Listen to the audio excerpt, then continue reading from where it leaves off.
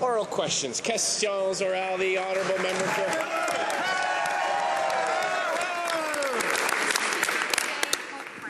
Issued a wake-up call. Climate change is a threat, and the world's poorest people will suffer the most. This isn't just an environmental issue, it is a moral issue. Canada must cut emissions and ensure that less developed countries have the financing that they need to tackle climate change. Only the NDP has a plan to tackle climate change and put a price on carbon. So, did the Prime Minister's short 10 minutes with Pope make it obvious that nobody believes this government's talking points?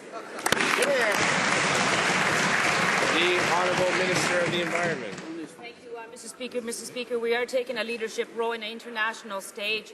We have helped more than 65 developing countries to reduce emissions and adapt to climate change. We are also, our party was the founding member of the Climate Clean Air Coalition. We're also doing our part by contributing to the Climate Green Fund. We're also addressing short-lived climate pollutants during Canada's Arctic Council chairmanship, and we'll continue to do that and do our part to protect our environment while keeping our economy strong. Thank you, Mr. Speaker. The Honourable Member for Halifax. Monsieur le Président, tout le monde dans cette Chambre s'entend pour dénoncer les propos inacceptables du général Lawson. Mais simplement dénoncer ces propos n'est pas suffisant pour les trop nombreuses victimes d'agressions ou de harcèlement sexuel dans les forces armées canadiennes. Un changement de culture est absolument nécessaire. Qu'attend ce gouvernement pour faire preuve de leadership et s'assurer que les recommandations de la juge Deschamps soient mises en œuvre dès aujourd'hui? The Honourable Private Secretary of the Minister of National Defence.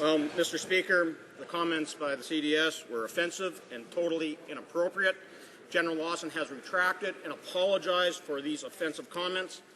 We expect the leadership of the Canadian Armed Forces to clearly and consistently convey a message of zero tolerance towards sexual misconduct. Mr. Speaker, General Lawson has announced his retirement, and the wheels are in motion for a change of command. The Honourable Member for Halifax. The facts are well known, Mr. Speaker, and women across Canada live the reality of gender-based violence every single day. But Indigenous women face the starkest reality. They're more than 3 times more likely to be victims of violence and 7 times more likely to be murdered. In order to end this violence, we need to come to grips with the factors that cause it. Why is this government refusing to listen to Indigenous women who are calling for an inquiry to do just that?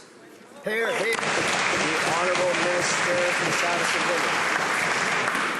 Women. Mr. Speaker, as I've said before, these are terrible crimes against innocent people.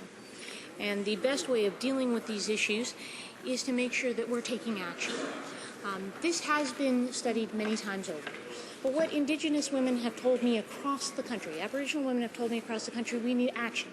And that's why we tabled in this House an action plan in September of 2014 to move forward on preventative projects, make sure that there's support for these victims of these terrible crimes, as well as make sure that they're protected.